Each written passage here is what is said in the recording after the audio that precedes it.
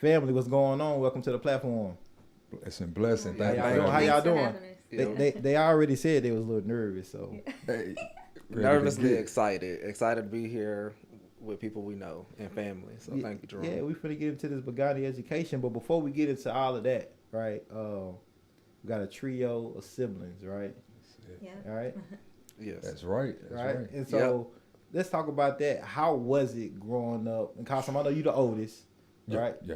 And so how was it growing up just together? What was that experience like? We need some stories. We need some stories. Wow. Yeah, stories. So first and foremost, Nashville natives. So growing up on the south side of Nashville, corner of Glen Rose Avenue and Nolensville Road, literally on that White House is still there right now. Lived there for 10 years. Our father is, first of all, our mother is from North Nashville. Our father's from Uganda, East Africa, a small village called Kiwawa. Okay. So growing up, we had a very, very, what I feel like was, in a lot of ways, a unique experience, very diverse community. Woodbine at that time was very much diversified. We had a little bit of everybody in the community, Hispanics, right. Asians, right. Blacks, whites, you name it.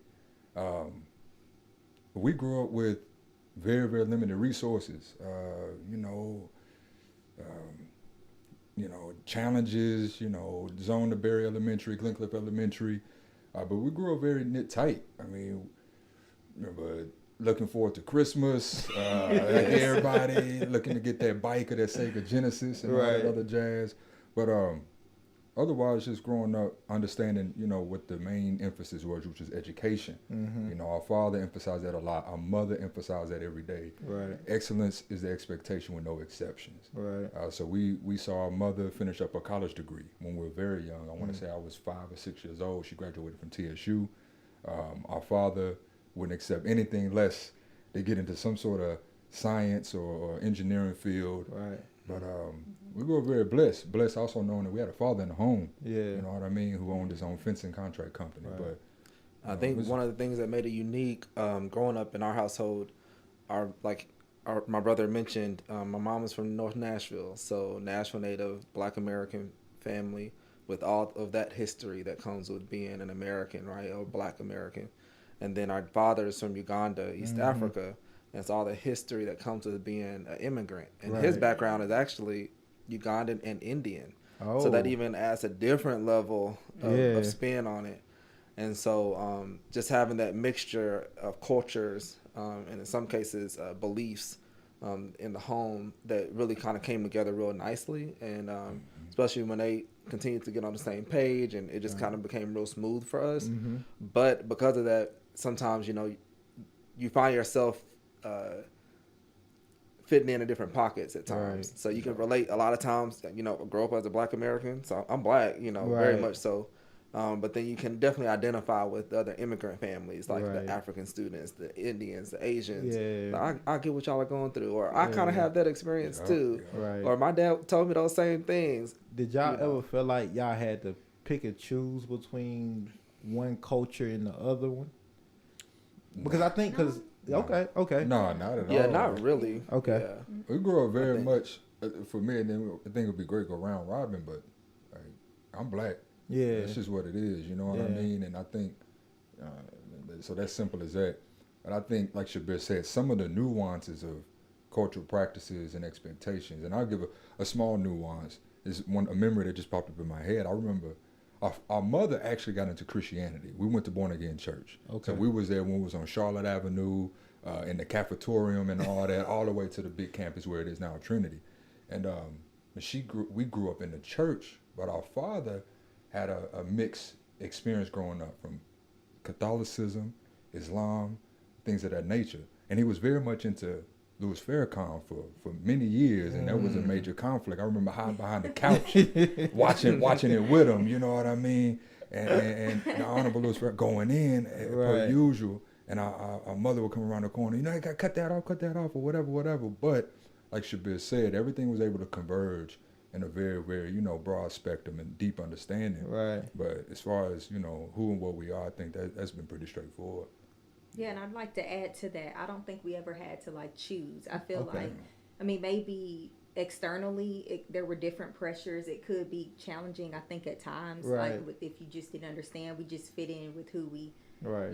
were with at the time. But in our home, I think it was embraced. Like, hey, this is who you are. This is where you're from. Like, this is you. And Right. I don't know. That was in us like every day, like every week. We were told, "This is you. You're important." Yeah. So it was never. Know Like who we you had to are. choose Remember who any- you are. That's our Yes. father. Yeah.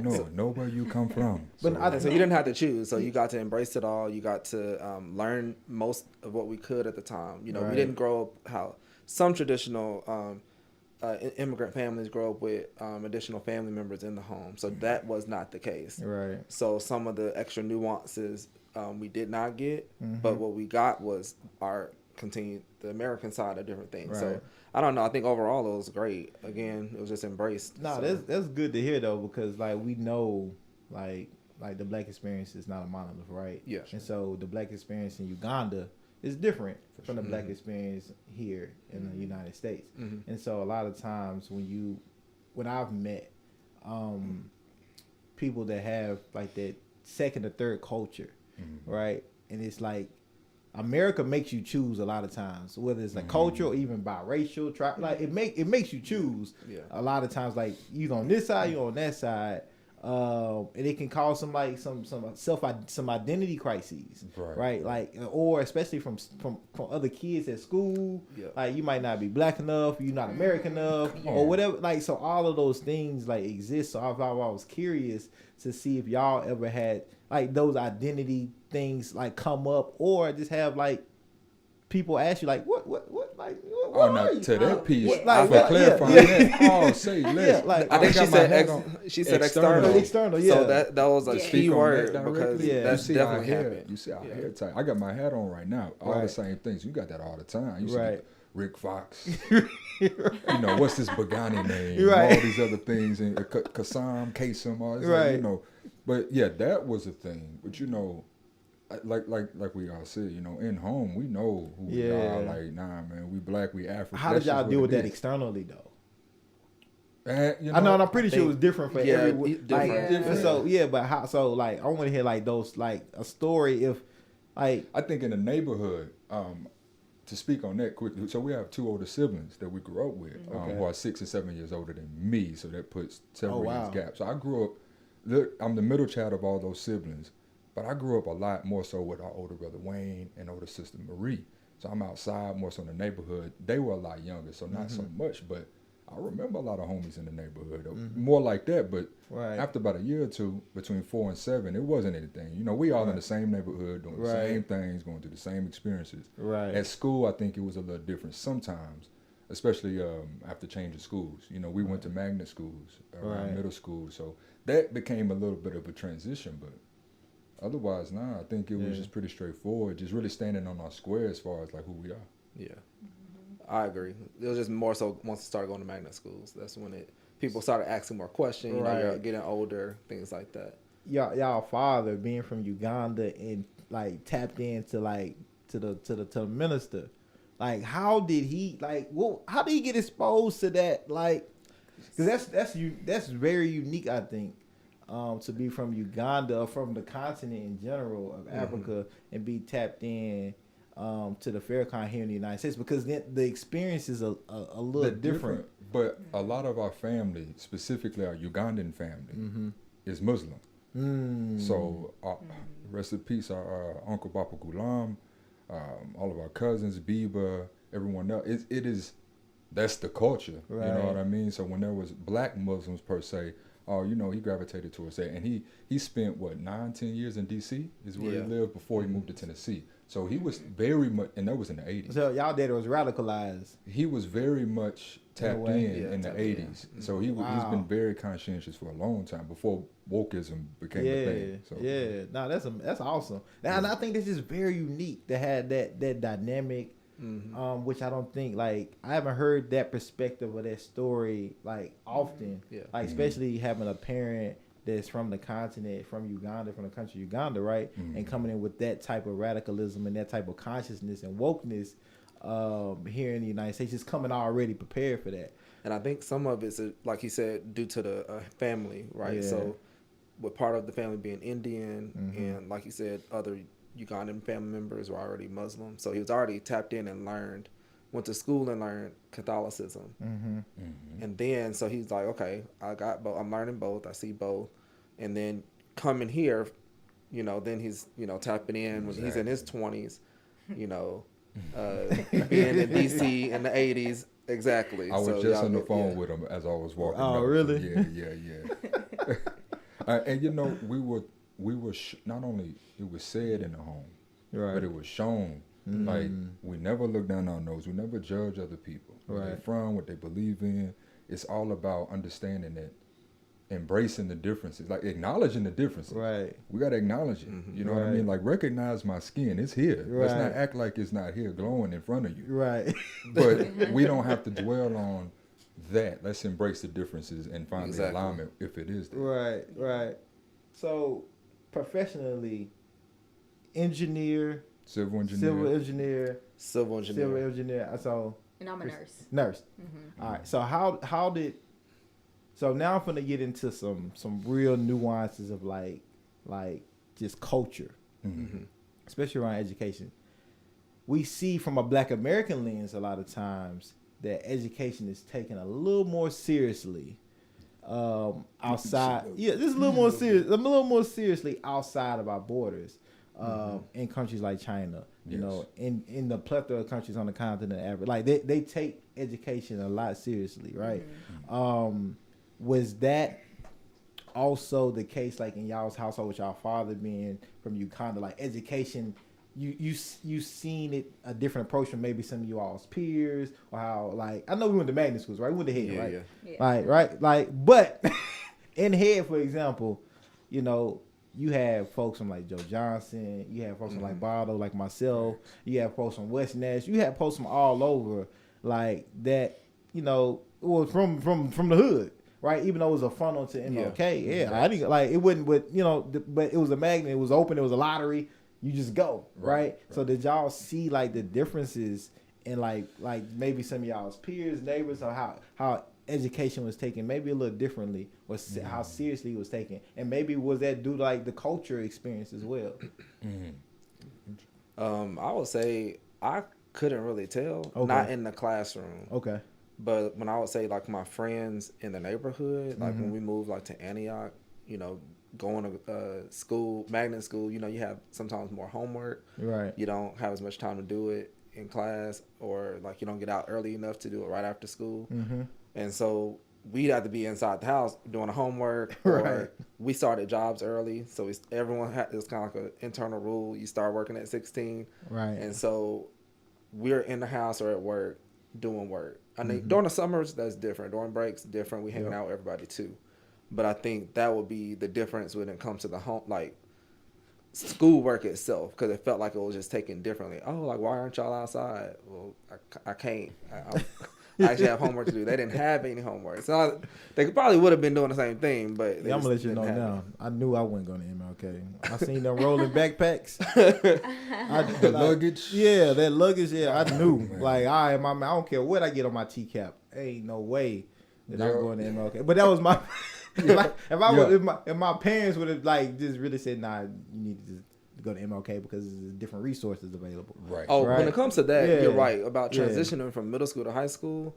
I will say it was kind of like no choice. Yeah. But it was a good thing. It was highly and strictly encouraged. There you go. So there was choice, but strictly encouraged. It was like, why wouldn't you? Yeah, why wouldn't you? This is the best option.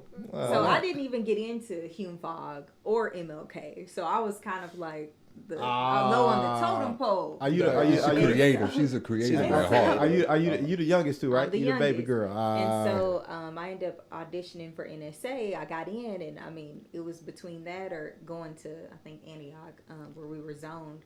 So I had to go there because they're like, well, that'll be your best chance. But like, to your question, really, I think I noticed the shift more so in college, not in middle school or high school. I don't think I really was aware too much. I mean, I knew the pressure we had at home.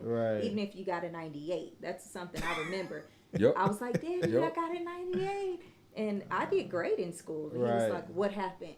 That's every time. He was never like, good job. Right. No, you're not going to get that. He wants to know what happened and why didn't you get those other two. But the shift to me when it comes to like our counterparts and being serious and the pressure, it was in college. Because I'm like, you're not taking it serious. Y'all are partying, you're doing whatever. Yeah. I've got a goal. I have to accomplish this. Right. My life is on the line. That's how I felt. Yeah. It was and we still have earlier fun. for me. I think I noticed a difference. There's a 4-year difference between me and baby sis. Okay. I noticed a difference in middle school, more so with my closest friends. You know what I mean? I think to Shabir's point, magnet schools were like, now you in the classroom with other students who, you know, cognitively are maybe in an environment that's being encouraged a lot too. Right. But I mean, I could tell, you know, a lot of the close friends of mine that came from the similar neighborhoods didn't have the type of, the culture or mindset that's being, you know, funneled in, or maybe even some of the resources. Our mother spent a lot of time with us as well. You know, she went out of the way to take us all these different schools, dropped us off.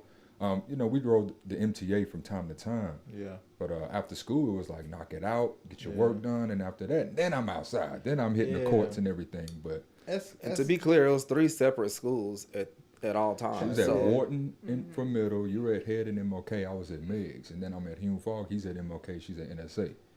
And we all in sports, activities, working outside. Hell of a parenting. That's what that is. Man, so even when she went to Head, I was already at MLK. So we were still at 3 different schools. Yeah. So yeah.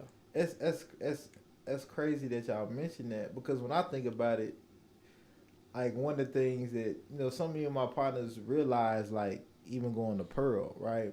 Or just growing up, you know what I'm saying? Just growing up in North Nashville, like the difference that it really made to have like proactive parents. Facts. Right? And you really see that like as you get older, like man, like they didn't have like their mother, their father, either one of them just wasn't proactive at all, or to like just had a hand on them, you know, or her to like trying to just guide them, like, all right, now you kind of veering off. And like I think a lot of times that's like when I look at just my trajectory and kind of things that happen, I think that was one of the biggest things. Even though my parents were divorced, right? They was both still proactive in my life and guide me as much as they can. And when you stray the way right, off, exactly. A little, as much as they could. You know, I was like, every parent has their limits, and so I wouldn't try to facts. paint a picture like it was perfection. No, but it was very much involved. But and just being involved, being present and involved, that's like that's a lot. Yeah, you know? And the expectation was clear. Even if the resources and accountability weren't always there, we knew the expectation. Right. We knew like the journey didn't begin with us and it won't end with us. We understood where our father came from. We understood our grandfather, our maternal grandfather, owned properties, was doing great things in North Nashville. In North Nashville. So we understood the legacy and the heritage of the family. Right. And that's why we emphasize so much, you know, coming together, building up family businesses and ultimately a family office that's going to be able to align with other families, other organizations to do great things. Yeah. I want to pivot to that family dynamic of business. Is it hard working with your family, with your siblings? That's a good question. Is that difficult? Is it a little bit of big brother, like always got to do, you know what I'm saying, take overs? Like, is it like, what is, like, let's talk about it now. I don't know. People got to know this side of it. Like, is it difficult? It's challenging. Okay. It has its challenges, but I will say this. When you have like clearly defined roles from the beginning, it really makes a huge difference. And I think you were able to help set that kind of in the precedence on what we do. We even had like roles and expectations, roles and responsibilities that we have to abide by. So I think that the structure, if it's there, it can really help when you know your role. Yeah, I think I wouldn't, to me, this is the highest priority for me. Right. I've worked in the corporate arena. I think I have 9, almost 10 years working in corporate America, major corporations and all that. But I never had the level of passion and dedication that I've had working with family. And I own multiple businesses with the siblings, wife, the whole nine. And I think that for me, there's a unique challenge, but ultimately, what is it really about? Right. So even from a young age, we always talked about starting businesses from car I used dealerships. to want to sell cars. That's all I ever wanted to. We had great uncles who sold cars. And I was like, well, I want to own a dealership, Big and they can work with dealership. me. He You was know. so Yeah. serious about it. Yeah, and hey, it still may happen. So Hey, stay tuned. With Toro, anybody can be a telling you. car dealership. Yeah. Right. So Really? It's a But yeah. unique challenge, I think. But at the end of the day, what I've noticed is we don't have to question intentions, motives. Like we understand what we're going for, Yeah. short, mid, and long. Right. You know what I mean? And we have an understanding of each other that, to me, I don't know how to build or recreate that elsewhere Right. the same way. And I would say, you know, when it comes to like learning, right? Sometimes they say test your metal. Mm-hmm. So we had a lot of time to test how we work together. So with us being the younger two, we had our growing pains, you know, Right. early on, and so we worked through that. And it's like, well, we work through that, and then we can work through other stuff too. Just respecting each other as a person, and solving the problems, and respecting each other's skill set. Right. And so with having a lane of where you operate in, you have to respect that that's their lane. You can still Right. ask questions and like contribute for sure, but I think it's like respect and knowing people's skill set. How do y'all hold each other accountable? What does that look like?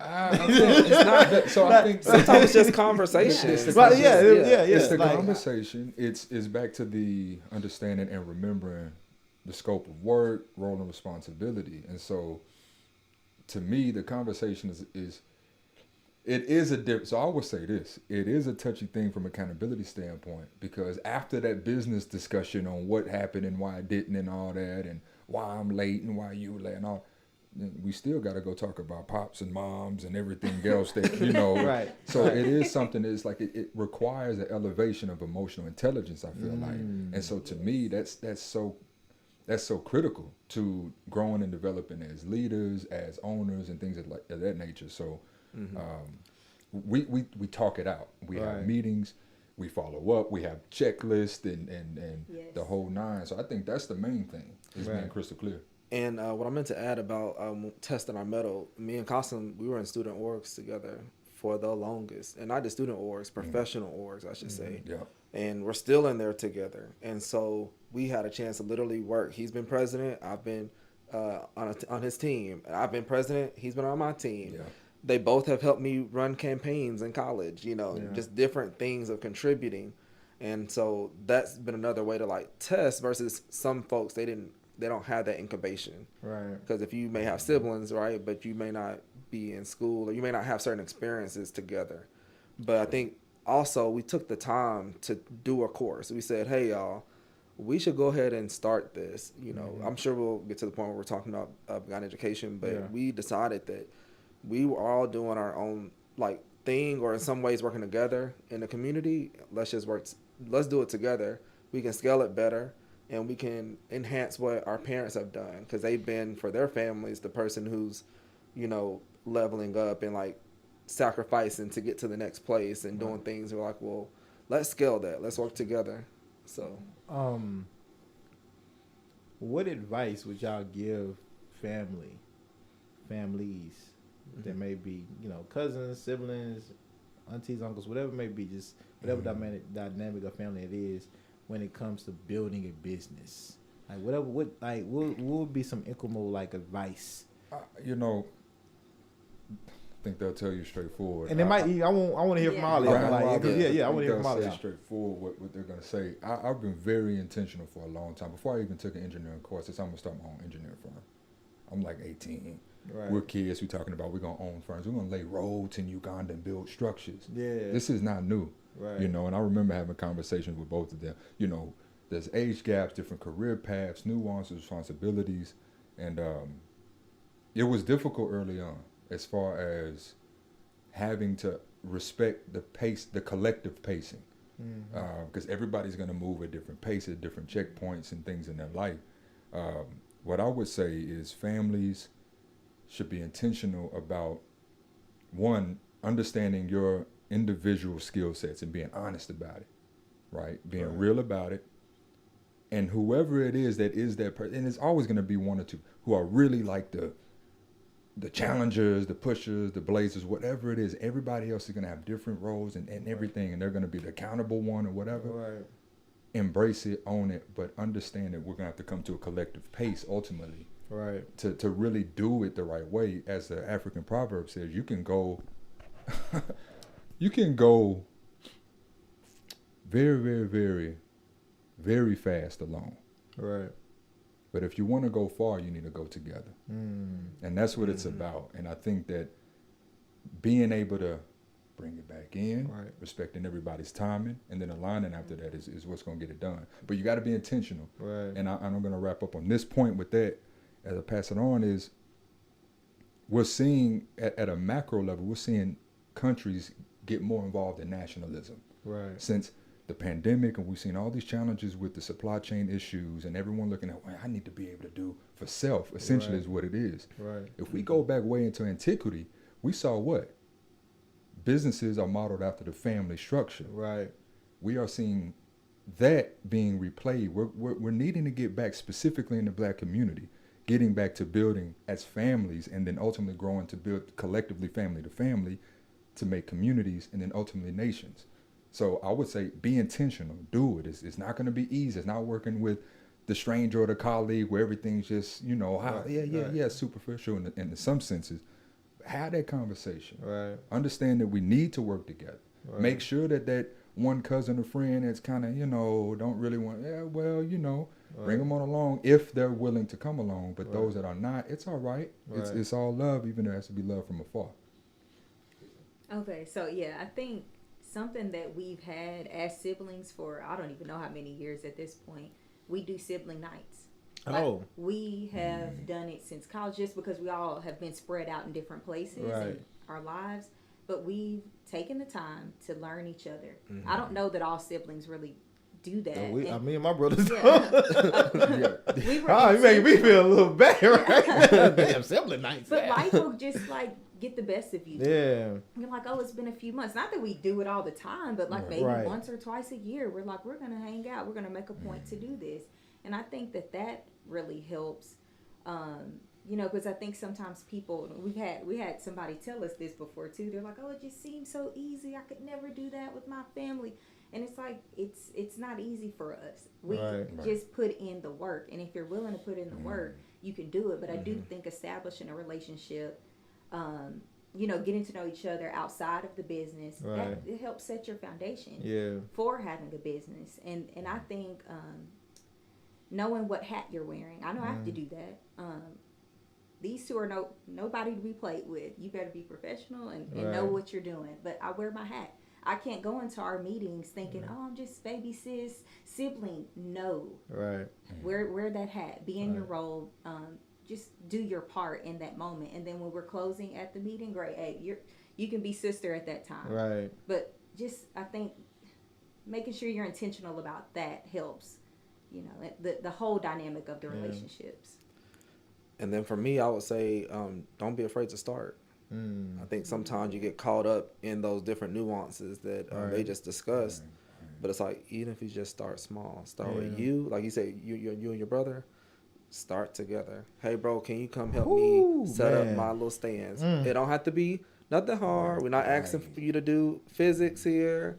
No one's going to the moon. But again, you have to be on the same page. You have to, have those moments, those relaxed moments where you can kind of really relate and understand each other's pacings and all that. We'll be like, hey, drop it in. I mean, Kasim mentioned earlier, he was like, drop in the idea of a business, drop an idea of, hey, we should have a joint venture on this. I can see us doing that. A few months later, based off the relationship and pacing. But that's what I mean. Don't be afraid to start. I think he wasn't afraid to start. In our own ways, we weren't afraid to start. And we all knew it was going to take commitment. And we had to make sure we honored ourselves and communicate what we can give at that time. And then just do one foot at a time. I think for me... y'all got super siblings over here, man. God damn. So I think the thing is also we've been inspired by our parents. They did not have some of the familial relationships that we have. Yeah. And so we didn't get to grow up with like uncles, many uncles and aunts that were always there. We had some, like, definitely, so I do want to acknowledge them. Right. They were wonderful, and they did what they could do. But seeing that relationship, it's one thing to know your uncle or aunt, but to see that sibling relationship between your parent and your uncle or aunt, that's a different dynamic. And so we wanted to be different. So we always knew that. Right. And we knew our dad, we didn't even get to see him interact with his siblings. He was here alone. Right. We knew they existed, and they were on the phone.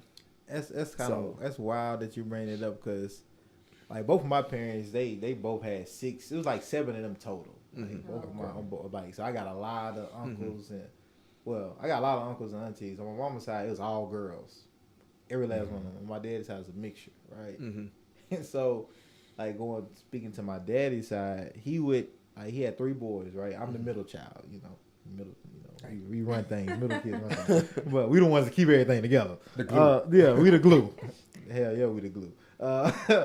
But because of some of the things that him and his siblings experienced growing up, just hard, it's a lot of trauma. Like, he didn't want to see, he wanted to see me and my brothers, like, stick together, be like, man, don't be like we were, and be home grudges for lifetime or things like that, right? And not to say me and my brothers, we don't have no grudges. We just different. Yeah. We like this, so, like, not saying that y'all not different, right? Just so different, and then being realistic about, like, who your siblings are, right?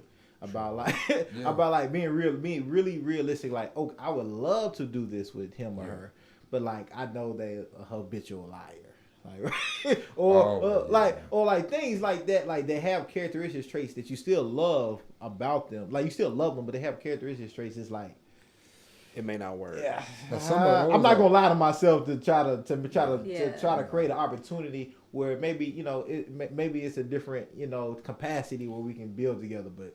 Maybe it's not in the business, which ain't it. I think to his point of, you don't have to go, like, if it's a person they just are resistant. Yeah. It's not about changing who they are. Right. It's providing an opportunity, providing a growth path, and providing a good challenge. I think I'm a pusher, so I think everyone deserves a good challenge. Yeah. And put it in their ball court for them to figure out.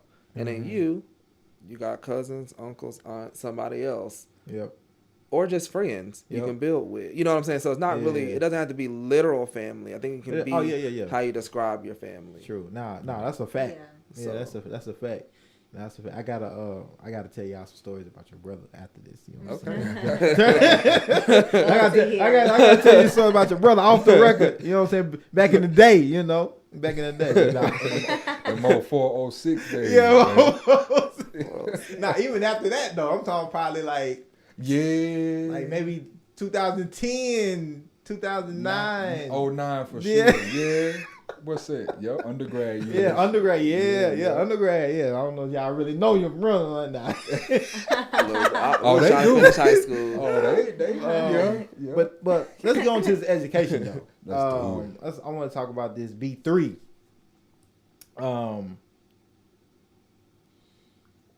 How did this come about? Like, who started this conversation? Because you got nurse, civil engineers. How did y'all come up with, like, okay, this is how we want to impact community on a broader scale together?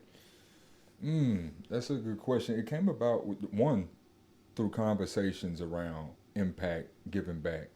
Okay. Probably way before we had anything to even think about giving. But it came about through that. And that's how you manifested, though. Not truly. Yeah, I always tell the kids, it's like, it's mentality to reality. And I think that early conversations, childhood, high school, all that. But once we started, like Shabir said, having these shared experiences, and we're trying to figure out ways to grow and climb and all these different things. We're like, man, where's the research? We all went to PWIs. Yep. Which is a unique experience in its own right. And shout out to HBCUs. That's an empowering thing. There is a certain unique challenge that comes with the reality of being in a PWI environment and feeling like, man, where's the impact? Where's the outreach? Where's the people who are reaching while they climb? or the people who have clearly climbed to the mountaintops, and Right. it feels as if sometimes Throw down the rope.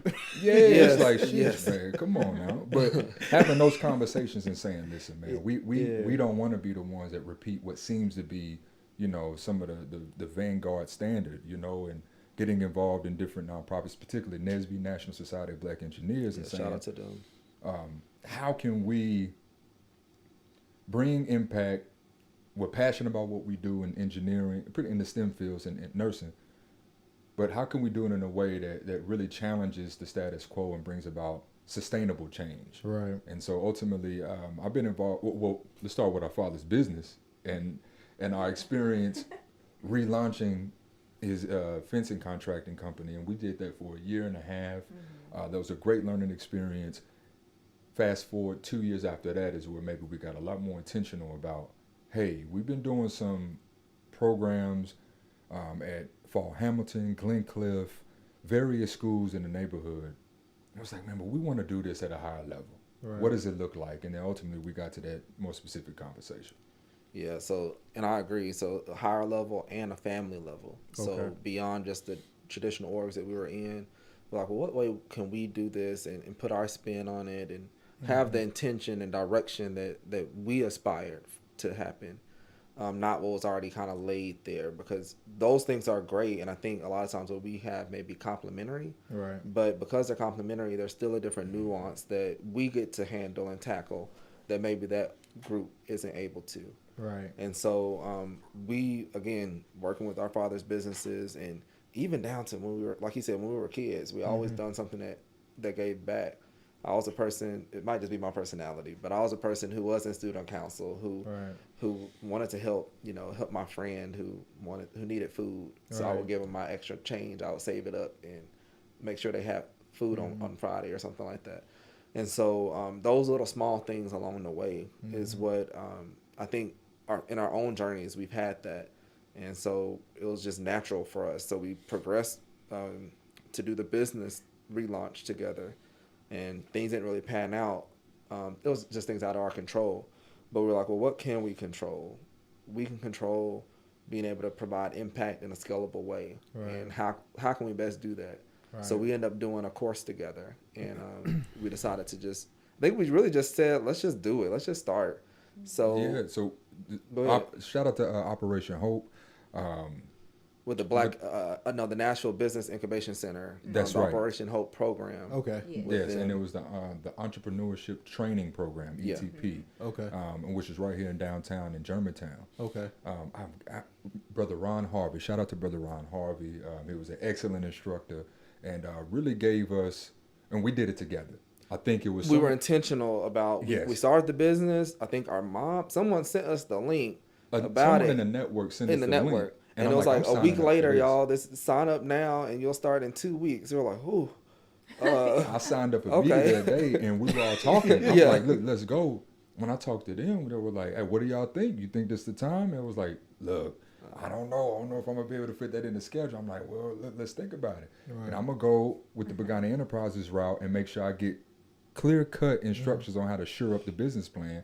And then we tackled the business plan for Bhegani Education. Mm-hmm. Wow. And So that's how we maximized the time. And we would still catch him up to speed on what we were making. Right. But it made it to where he got to work on his things that he needed, us to work on ours. And it was a chance for us to just like have teamwork. Yeah. Again, testing that metal, testing how we gel, who got the strong point. Right. Yeah. That's amazing. Yeah, man. Just super simplets. Nah. No, but like I just think like to have y'all name on something like that. You know what I'm saying? Every time, like even when I hear y'all say it, it's like damn, that's that last name. You know, it just hits and and you're wearing it and it's yours and like you putting it on business and then you building a family business with the family name. And it's just like that's just amazing to me. Like that's that's like one. Let me give y'all flowers, bouquet of flowers now, because like just to be able to start something like that, right? And not even start, like to be able to carry out the acts of finishing and completing and follow through, because it's easy just to start something. Like it's really easy to start something. Right. Now Yes. finishing something, completing things. Right. We all been in school. Sustaining Sustaining things. Yeah. Starting homework is easy. Let me just go ahead and. I really don't feel like doing it. Right, but like, so that consistency to be able to sustain something is like, it shit ain't easy, you know, because you still got to deal with family, like personal family, life. You know, kids, you know, husband, wives, you know, partners, significant others, like just being black in general, right? Just that alone, right? Working full time, exactly. So that's like I want to give y'all kudos and just y'all flowers on that, because I know that it ain't easy. Like I just personally, I know that ain't easy to, and nobody ever knows everything that's good. They just see the finished product. They just see the logo, the shirts, and everything. They know none of the depth behind that's fly. You know what I'm saying? Oh, that, you know, you don't know, like, man, it took forever just to get to this point. You know. So I want to get into like the details. You know, of like what services, what programs, what does that look like? What does that impact like tangibly, and like those measurements, like what does that actually look like for y'all right now? And then what is like some of the outcomes and goals, whether that's short term and or long term? Let's tap in. Go ahead. Shabir. Some of our, hold on, repeat the question. Hey man, Shabir, look man, look Shabir, go ahead. Man, at least to start, kind of like the foundation of what we have for Bhegani Education. We are STEM based, so we're taking STEM to the next level. We squared it. So people should know that science, technology, engineering, and math. And so we're taking STEM to the next level. Where we're offering sports science. Educating on trade skills, you know, that's super important right now. And we have an empowerment portion. And then the M is for like money management or financial literacy. And so we wanted to do those areas, right? Because those areas really are critical. So because I think I might have confused some folks. So let's do like, so what is the STEM for you all? Sports. It's traditional STEM. It's traditional STEM. So science, technology, engineering, mathematics. The next layer that takes it up a notch is when we're adding sports science to help you learn about your physical fitness and health. Trade skills, just like my sister mentioned about the importance of what that really is. And then empowerment, working on the whole person, the being. And then the M is for money management. So that is like, you know, we wanted to go with the alliteration, so we had to go with the M. But it's for personal finance and being able to help people have those experiences and learn about STEM in a holistic sense. So that gives us STEM squared is what it is. So that's our proprietary programming that we're rolling out. We actually had a empowerment workshop that we had 70 students at Tennessee Tech University, Shabir and I's alma mater, in which we did a workshop, 2-day workshop on technical communication, which is a part of our keys to engineering success, right? So there's so many areas in which young professionals a lot of times are just kind of thrown out into the workforce, into, you know, whatever that may be, their career path. Figure it out. Figure it out. So we want to be able to hone in on that and provide some resources to guide along the way, which is one of the reasons why specifically in STEM, we know the early education, primary and secondary level, you're getting STEM all over the place. It's actually quite saturated. So we have a target audience has been established to actually focus on 15 to 30 years old. That way, after high school, there is still programming, resources, and education to be able to guide those into fields that are becoming more and more prominent. We've seen a significant growth in STEM fields. So what is the requirements and eligibility, or what does that look like, especially if I'm 25 years old? Do I have to have prior educational skills, or can I just be like, hey, I'm 25, I got my high school diploma, but I see things are shifting, especially with technology, like. The good thing with our program is real flexible. We just require that you have a high school degree or a GED. Because we want you to have like a baseline, especially if you're in the 25 to 30-year-old category. Because again, this program is meant to be no to low cost. We're not trying to break anyone's bank, and we know that information is on the internet and YouTube. But what happens is if you're able to come to our courses, you'll be able to get that consolidated information that you need to be able to move forward and have success after that. And then we can partner you up with an institution to get either your degree or certification or the next level step. But again, sometimes you may not want to pay that big price. So to your question about eligibility, low to no cost. And for our youth participants, which is 15 to 18, they just got to be in school. Okay. Yeah. Okay. Man, my mind just blank. Oh, I got it back. Mm-hmm. So, yeah, I have all these programs and everything. So how do I access that? Like if I go on y'all website or what's the access? Are y'all meeting people where they are? Are people just reaching out? Absolutely. What does that look? So, I know y'all still in the so we're still in that beginning scaling up. What the exact funnel is and how to really get folks to be able to join the programs. Right now, what we're primarily focused on is partnerships and alignment with major institutions, right, the school system, and the like, right? Okay. And then also major corporations. That's going to be one of the easiest ways. But we also have our B3 plus me community. Okay. So you go straight to our website, BheganiEducation.org, and you'll see a big button that says join the B3 plus me community. Right. Click in on that, enter your information. We'll be able to get right back in touch and make sure that we can get you signed up and align with the programming that you need to, engineer the success that you want to see. Secondarily, I would say that we have various programs we'll be doing, not only in the community, but like I said, institutions, corporations, and the like. And we're wanting to make more of those open to the general public. So you don't have to be a student at said university, right? But you'll be able to enroll anyway. Yeah. And as far as equitable access, which is the major thing around the STEM gap, right? We're seeing a direct correlation between the STEM gap, which is very large in the Black community, and the wealth gap, which is our core mission, which is to bridge the STEM gap. We are retrofitting a 33-passenger bus to be a STEM bus to be able to bring these programs to the community, to our people. Wow. That way we don't have to be overly dependent or dependent at all on these institutions or any of these other organizations. So we can bring what it is that we provide, which is very immersive learning. Right. We want to be on the cutting edge of learning. We saw a major shift during the pandemic, virtual learning, all these different challenges. And everybody had different, challenges with it, but our people struggled the most. Why? Because of access to the internet, digital assets, and overall digital readiness. And the only way to bridge it is to get early exposure and get consistent learning around it. Just being neglected. Oh, absolutely. For sure. Being left out. Yeah, just being neglected with the resources that, our counterparts have access to. We don't. Absolutely. The social determinants of health do play a major, major role in, I think, what we're doing to help close the gap, just because we're able to recognize that, and transportation being one of them. Yeah, man, that's a... And so really we're trying to help at that level. Right. We're just using this as a vehicle to get to that. Yeah, no, we want us to all level up. It's not about I know sometimes people like you said, our name, it's like it's dope to see it on a shirt. It's not really about us. Right. It's about the impact. It's about making sure we as Black people, whether immigrants or natives to America or whatnot, are having the available resources to level up.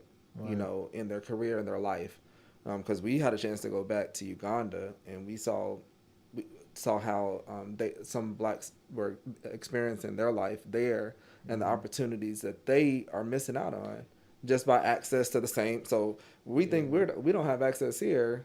There's a lot more things that they're missing out in other places. Yeah, I know it's like kind of like interesting to me.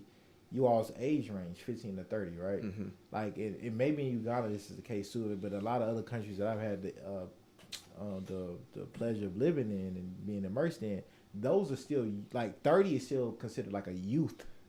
Yes. In many countries, right? Yeah. Especially ones that are not as developed. Like 25 to 30 is like you still like a young child. Yeah. Like really and that's where you see the largest group of people who don't have employment and things like that too. Right. So I thought that was really interesting because I think now even 20 is younger than when we was 20. Like I think 30 is younger than when like our parents was 30. Just think about it. Our parents and their generation, 60s, 70s, 80s, a lot of them, finish high school, you get a full-time job working for 30 years, like have 6, 7 kids, you off, right? Right. Like an 18-year-old now, it's like people not even staying in their jobs 30 years. And so I think like for you all to have it stretch out, this target audience I think is like masterful, because I think you're gonna find more people that is, whether it's 15 or 30, like trying to figure out, trying to catch up, because I just think 30 is gonna be like their 20, you know, and just because how we're moving in society, and I just think that's a great age range that some people might look like, what, like that's a STEM for, but we've seen almost 80% growth in the STEM industry in various fields since 1990. 80% growth, and it's slated to increase by 8.8% over the next just 3 years. So by 2025, 2.5, 3 years. 2025, we're seeing more and more jobs, almost 3.5 million occupations that need to be filled by 2025. You need qualified folks. We need qualified folks. These are fields that, quite frankly, we understand the value of YouTube University. We understand the value of online certifications, cohorts, and all these various things. But there's just some fields or some skill sets where you need direct instruction, hands-on guidance, hands-on experience. And especially with where technology is going right now, we've got to have virtual reality incorporated in what we're doing. We got to be able to understand what Web 3.0 is. We've got to make sure we're tapped into augmented reality, artificial intelligence, and those are the things that we're excited about bringing to the forefront. Challenges, pushback. Have you all experienced that? What does that look like? Have y'all crossed that bridge yet, or are you foreseeing? Are you forecasting any pushback or barriers that y'all might encounter trying to serve those individuals who are forgotten, neglected, underserved, or just trying to get other institutions or organizations to see like the necessary need, and also the difference that you all are bringing that maybe it's not there yet. We talk about this.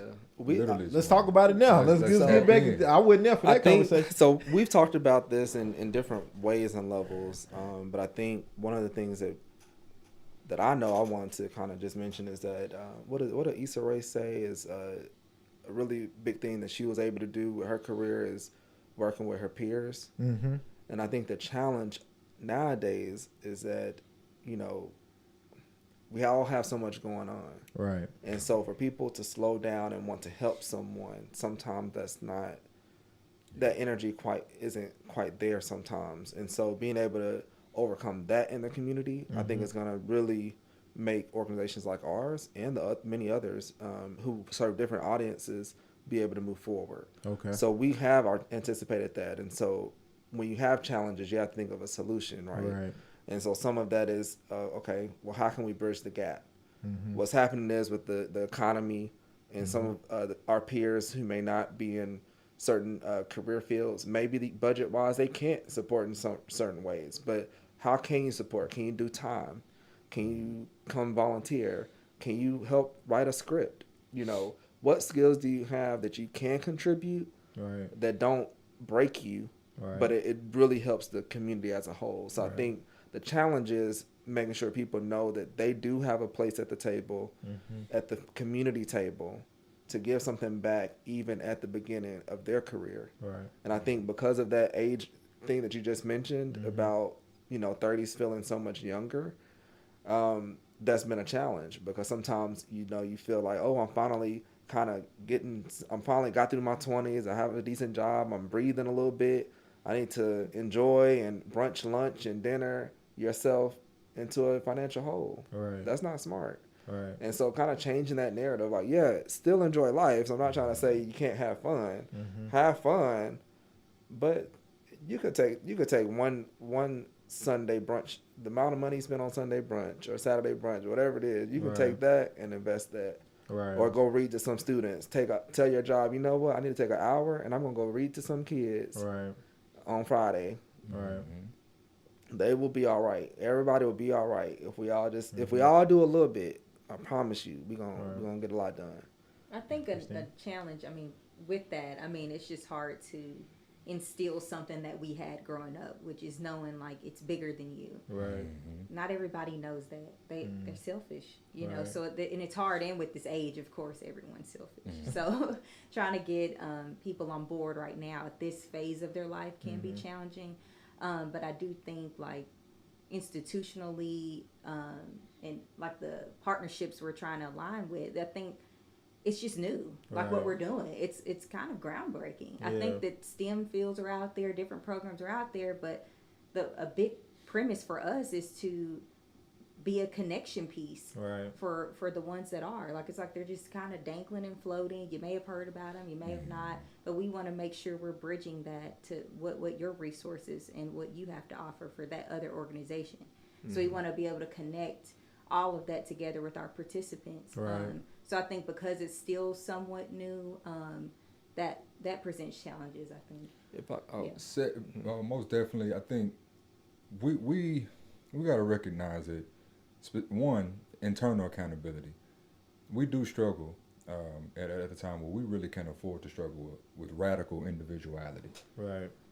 We struggle with that. It's all about us. I gotta do me. I gotta, it, and a lot of that does stem from self-preservation. Yeah. Limited resources. You do what? You revert back to the most basics. Trauma. All these different layers.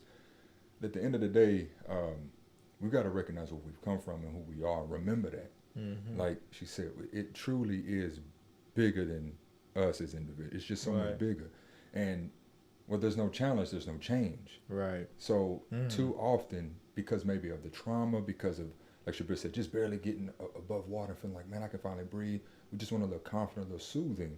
When it's like, well, that's where complacency can easily set in, when there's too much comfort. So internally, we've got to address that. And that's back to that pacing. Okay, let's try to understand it. As far as getting more engagement, more support, participation, got to let people really, grow into learning and embracing. Right. And we don't have to wait till we multimillionaires to make a difference. Exactly. We don't have to just reach as we climb. And it's not a luxury thing. This is, at this level, we've got to see this should be a part of the obligation of who we are. This is a part of the opportunity even to be able to say, you know what, I am a link in this long, cord of impact. Right. How can I make sure that I'm a strong link as well? Right. Secondly, as Christian said, I mean, it's a unique take on STEM. 2, brand recognition isn't fully established at this point. And 3, we aren't looking to play around with just simple level, just exposure. No, we're looking to really revolutionize and transform the educational experience and really bridge the gap and not just almost do the statistical number game. And like real change, real targeted audience, real opportunities. And that can be intimidating to some organizations. So how do we navigate that? It sounds like it's gonna be, y'all gonna have a school couple years that y'all gonna have to need to be built. Absolutely. That's what it sounds like to me. Manifest that. You know what I'm saying? That's what it sounds like to me, because frankly speaking, I think when you're doing revolutionary things, especially around education, institutions and organizations always have that limit, right? They always have their barriers. Like, okay, they have their ceiling, they have their restrictions, right? And the only way you don't kind of have restrictions is if you build your own. Your only restrictions is what you want it to be. Yeah. And so what I hear y'all talking about is building y'all own ultimately. Where y'all have several educations where you all not only impacting community through education, but also through employment. Giving people opportunity, giving educators opportunity to maybe be a part of something different. And I want to bring up something. Like, I want to just put this in the air, because you used a phrase, Pan-Africanism, that I want to talk about. It might not even be this conversation, but I just want to throw that out there. You know what I'm saying? Because I want to challenge you on some things on that, on what that means and what that looks like.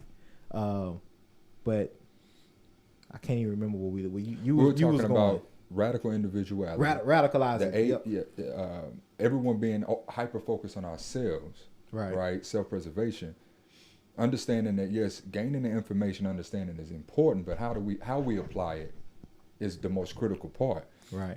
So with that, we've also seen, a boost in understanding of the need to own businesses. Okay, so we got a boom in entrepreneurship. That's critical. But I tell you this, growing up in Nashville, I find myself on Jefferson Street just like everybody else from time to time. Right. You go over there for some wings, you know what I mean? Little knock out this and that. But you go up and down, you're going to see how many barbershops, how many wing shops. Shout out to all our brothers and sisters that own those spots, have owned those over the years. Right. But small business, if not intentionally scaled, will remain small. Yeah. And how many jobs can be provided if they remain small? Entrepreneurship is important, but at some point we have to do better at collaborating, coming together to scale things. Right. Buffalo Wild Wings owners and founders came together, and in less than 10 years, they're a national chain. Right.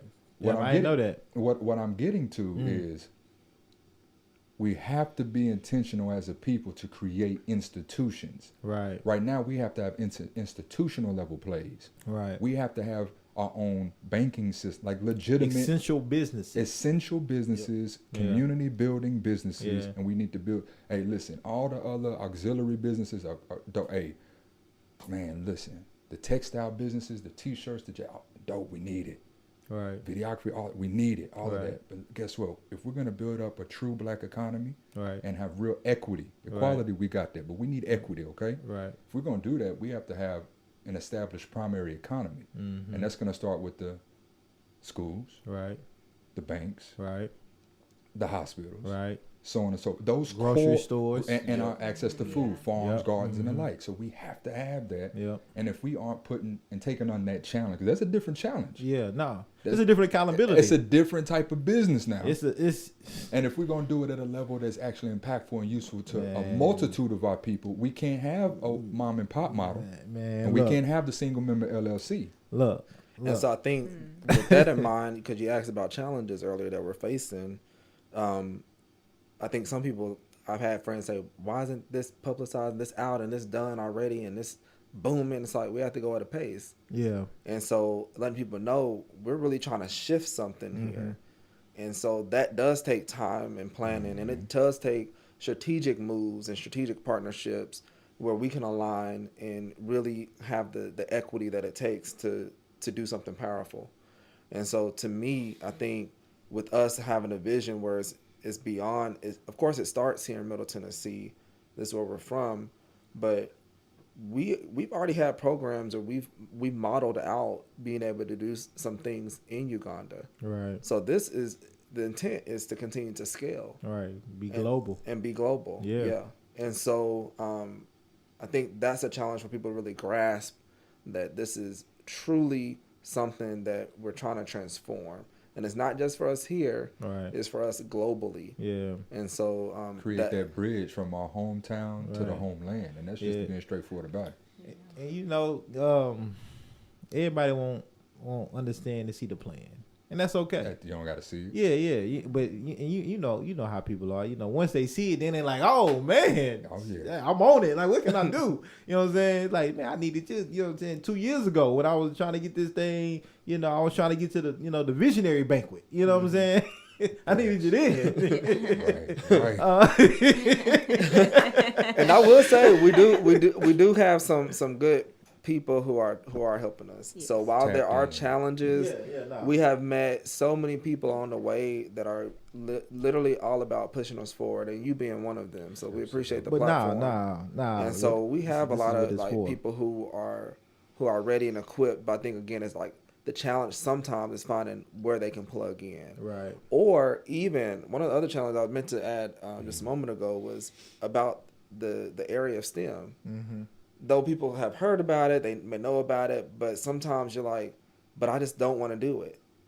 I was like, okay, you don't have to do it. But the Right. thing is, if you want to change your economic state, Right.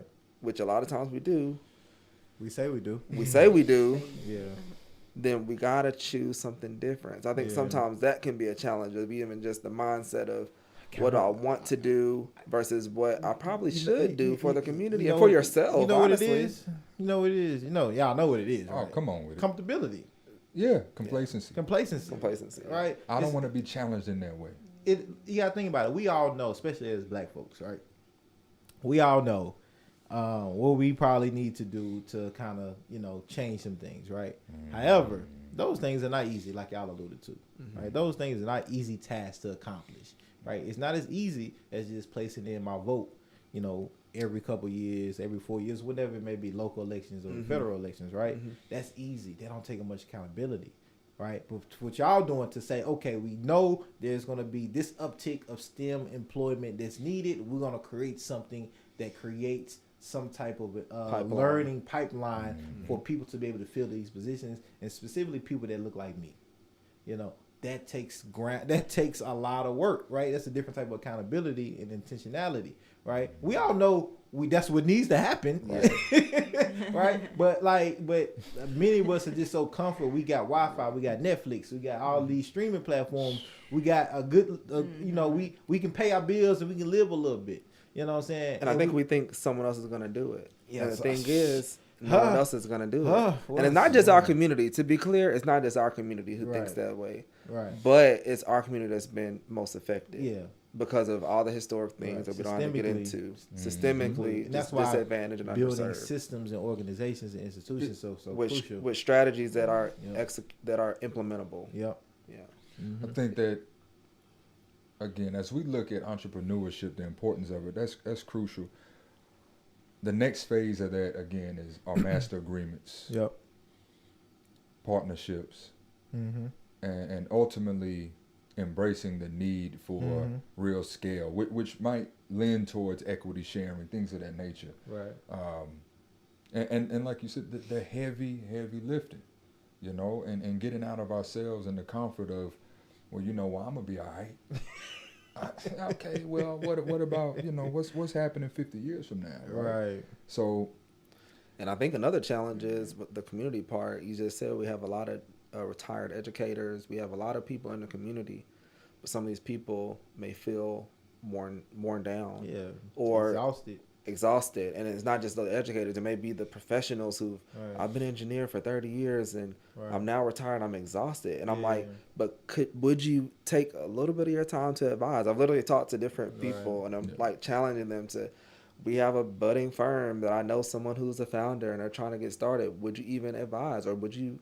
Your license, would you even stamp anything, to kind of help the movement of the community forward? And I think that can sometimes be a challenge for those who do have the skills, but they have been burdened by their story and their journeys, which is understandable.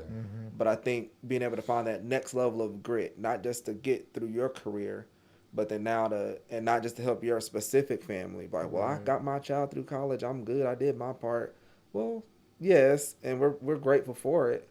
But I think that next level for the community is to do that. I was just at a community meeting, and I was like, I saw some of our elders in the community who came, and I was appreciative, and I was like, we need more of that. Right. And I even told them, I was like, hey, I try to, while in our 30s and our earning years, we're supposed to be at work, right? We're supposed to get to it in a certain kind of way. And I think sometimes the challenge is getting those more seniors and elders to step in and go to the things that we can't, when other communities have advocates or businesses that are already going to be there and advocating for themselves. We need to make sure we're having our voice there. Otherwise, we'll always be behind the 8 ball. Right. So those are different challenges, and it does impact even nonprofits like us. Yeah. Christian, you have something to add to that? I think they covered it. Okay. I did want to add to that piece.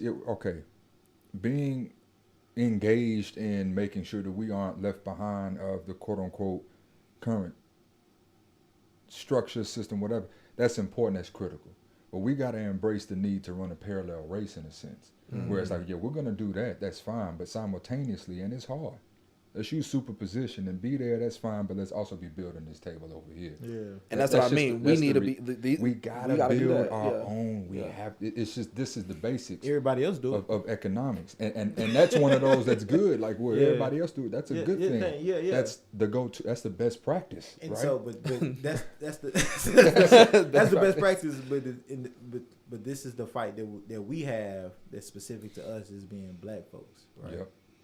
Is that the threat of just our skin color and building something on our own? Yeah. They have create things that try to prevent us from doing just that in their own unique ways. Yeah. Whether it's property taxes going up, whether it's licensing fees going up, whether like we've seen these things happen, not just, like at extreme levels. And I just call that out because I just think that's important to name, and just like that's really specific for our experience here in this country, where there literally have been laws created to prevent us from getting those things that we're talking about, or creating those things that we're talking about, for whatever threat they see us as black folks in this country. Well, but not to say we don't do it. My postulation is that a part of that threat is that historically it's us assimilating and threatening their current position at their table. I think it's an both. And then I was going to speak to the other one. The other threat is, okay, we build our own table. Well, that table can become a table that really, really man, that could be something. Right. If we go back to the early 1900s, late 1800s, during the Industrial Revolution, we understand what type of things took place. Yeah, so-called chattel slavery ended and all that. Then it transitioned to Jim Crow laws and things of that nature. But we knew up front we had to do for self at a certain level. Right. And we did that. But at the same time, how we went about it, because we got to live and learn over the generations, we missed. Go ahead and call it out. Go ahead and call it out. For what it is. Well, this is where I'm going. What is the movement that you think? What is that word? What is that word that I think? I think that's on the tip of your mind that I think maybe diluted that building that you're talking about. Especially during the 60s and the Jim Crow. What do you think that word is that diluted that power that I think we had and that we kind of gave up for assimilation? Oh, I think, well, for me, where I was going with it is civil rights, the fight for equality and those things, and desegregation had us focus so much on fitting in and getting in where we can. That's the word. My thing is back to what we said at the very beginning: acknowledge and embrace the differences, and that's all right. That's all right. Look, there can be a Chinatown, Germantown. That's all right. Why can't it be Black Street or whatever? Why can't? That's fine. We understand that there's forces and systems that don't want that. But listen, at the end of the day, we got to continue on learning from history, adjusting and rising above. Right now, we're at the cusp. We're really early on in the technological revolution. We had the industrial. This is now the digital industrial. If we don't get on it right now, we don't start building real organizations, manufacturing companies, buying up land and putting plants there and all, we're going to miss out again. And this time it might be too far. It might be too late, might be beyond return. So this is the time. This is the time where we've got to be able to find the grit, find something in you to give you that extra energy. Like you said, we all tired and exhausted. We all average 3 to 5 hours. We get it. We got it. Let's take them B12 vitamins. Let's get those fruits, vegetables, and figure it out. But we got smooth it. Yeah, we got to get to it. And I say this because I think Shabir, I think you was alluding to this about people and the capacity they can work in. There's some people out there that are really good at making money, right? Sure. Make hundreds of thousands of millions of dollars monthly and or yearly, right? And they don't have the time or maybe even really the grit to want to put in the grassroots hard And I don't work. think they should all the time. They shouldn't. Yeah. If you're great at making millions of dollars, do that. I got something for you. And keep. Then take some of those millions of dollars and give it and donate and put it into those people like yourselves that are building and doing the work that they know is also needed. I've got a methodology that I want to share, if I can, briefly. Yeah. Shabir and Christian, I believe y'all know exactly where I'm going with this. I shared this with our brother Dr. Umar Johnson about 7 years ago. Okay. Shout out to Brother Umar. Shout out to Brother Umar. I heard him speak at Fisk. Yeah, I went to Atlanta. This is maybe 2013 or whatnot.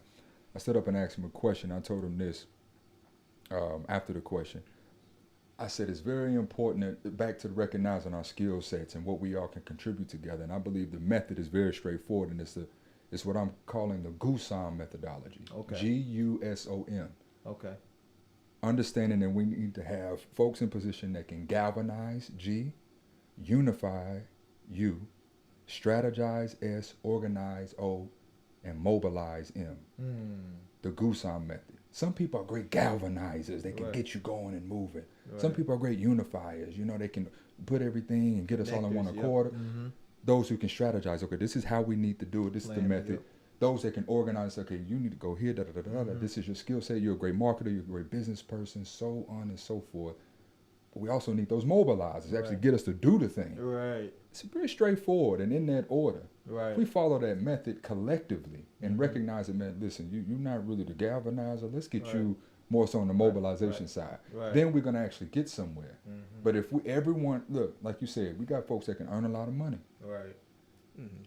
But they're not really, you know, the type to get folks to move forward collectively, so on and so forth. If we can really focus on getting into the areas where we can have the greatest impact and be intentional about sharing that space Know together. your lane. Knowing your lane. Know your lane. And not feeling threatened. Nah. And not feeling intimidated. Nah. Listen, if we all supposed to be working in one accord towards the same direction. Right. Come on now. Let's not be, let's not mimic and mirror some of the political nonsense that we see in other spaces or corporate America. Right. So, speaking of resources, right? I know it takes resources for y'all to do what y'all do. Yes. Right. Especially as a nonprofit. Right. And y'all have this visionary banquet this Sunday, October the 2nd. Right. So this won't air. So it'll be when y'all listening to this, the banquet has been passed. However, you know, you can still figure out a way to give and donate. So I want to give y'all an opportunity to talk about how people could give, donate, whether that's through, you know, some type of monetary gift or time or whatever that could be. Yeah. I want y'all to just be able to put that plug in there so people will know if they don't make the banquet. Yeah, so even if you can't make our inaugural visionary banquet, there's ways to always connect with us through donations on our website at www.bheganieeducation.org. We have a link to our PayPal there. We also take Cash App, money sign Bhegani Education. We'll take wire transfer. We'll however you can get it to us. You can get it to us. MoneyGram, whatever we need to do. Yes, sir. And again, we have that community B3 plus me, and so we're really looking for people to join our community, be in community with us as we work to achieve this vision where we can really have this impact for us as a people. And so join a community. You can join us and sign up to be a volunteer. Okay. Because again, I know some people may not have the resources right now. We may have young people like, I want to volunteer, you know. Right. And so come join us, you know, or instructors who like, hey, I kind of want to test out this method. Well, hey, maybe we can run some pilots for you. I like that. Like some grad students, you know, things like that. And so we want to partner with folks. So of course we have the monetary things because that actually keeps the lights on. We need that. We also have partners. Again, we have some that are doing in-kind donations and giving us supplies. Others are helping with marketing or photo booths. There's different ways that you can contribute. You can but like she said, the best way to find out is visiting our website. And of course, you can always email us or call us. We're pretty accessible. And last but not least, promote. You know, spread the word. If you can't come to the banquet, this obviously we're after that. Right. Repost, share. You know, spread that's free. Word. That don't take nothing. It take nothing but a couple clicks of a button. So it don't take nothing. Yeah, and we're gonna be definitely having more programs, events for the community and for our participants. Okay. So to stay engaged with us, all you gotta do is follow us on social media. Was it like, follow, click, share, all the save, little, all that, save, save, send, all of that. Yeah. Do whatever you gotta do. Get the word out there. Print it out, post it. Right. The light pole. Do it that. Put it on cars. All of that. Okay. Cool. Like this has been amazing. Right. And I always give all my guests that I have the last word, right? So it'll be 3 last words. Yeah. And so I want us to close out just whatever's on your mind, whatever you feel like the viewers and the listeners, you know, if it's something that we didn't touch on that you want to hit, if it's something you want to extrapolate on that we did touch on, but just, you know, leave us with something that, you know, that you feel like it needs to be said or said again. for the watchers and the listeners, and then we'll get out of here. I'd I love feel like to start. I want to start with you, Kristen. I think for me, just in closing, just tap in. You don't have to be whatever that is for you. Right. You know, we are growing. Right. Like we haven't been at some arrival point. We're not at our destination. We're continuing on the journey. And I think just encouraging the viewers and listeners that just keep moving forward. Don't get beat down by like what society says or what you think you have to be. You can always just hone in, like slow down. Right. It's okay. Right. You know, we're not running a race. Just slow down. Right. You can give back. You have value and worth. And whether, like Shabir tapped on that, whether it's donations, monetary, or just your time. Right. Like, you're so busy running around thinking you have to be seen and be everywhere. Just slow down. Right. You know, give back to somebody else. I think that's really important. And knowing your worth in that way, how can you show up? How can you be intentional? So. Wow. Should be. Man. It's a hard follow, man. What you gonna I think that's the word right Yeah. now. Is that the word? Is that the word? I think that's pretty much the it. That's the the B3 word. word. B3. Tap That's the in. B3. Tap in. Tap in. in. Join the journey. Yeah. Join the Join the journey. journey. Yes. Well, look, I'm one again. Bouquet of flowers to all three of y'all for just putting in the work, you know, and being consistent about it, and being passionate and caring about community. And I'm to be a part of this journey now. And so whatever I can do, you know, y'all can always tap my line, and I want the listeners and the viewers to support this as well in any type of way that y'all can, or whatnot. So get a T-shirt, donate time.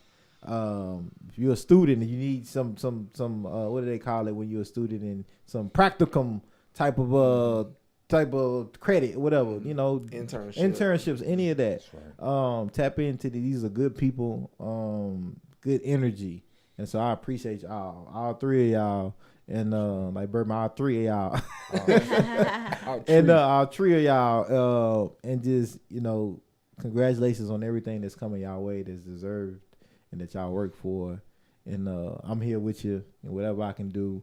You know, whatever I can use my talents and my connections, I got y'all. And so, but just thank y'all for this time. And this is the first 3-person guest setup. So thank y'all for that too. So, you know, we figured it out. It works. Yes. You know? Yes, sir. But until next really time. appreciate it. Nah. It's so grateful. Look, Hey. you know, we started a little bit late because, you know, the middle child, you know what I'm saying? We ain't gonna say no name. Nah.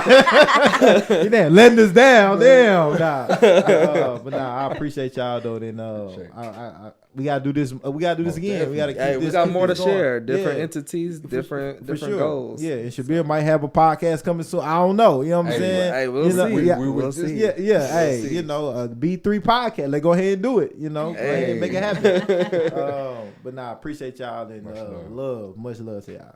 Thank you, Thank man. you. Blessings.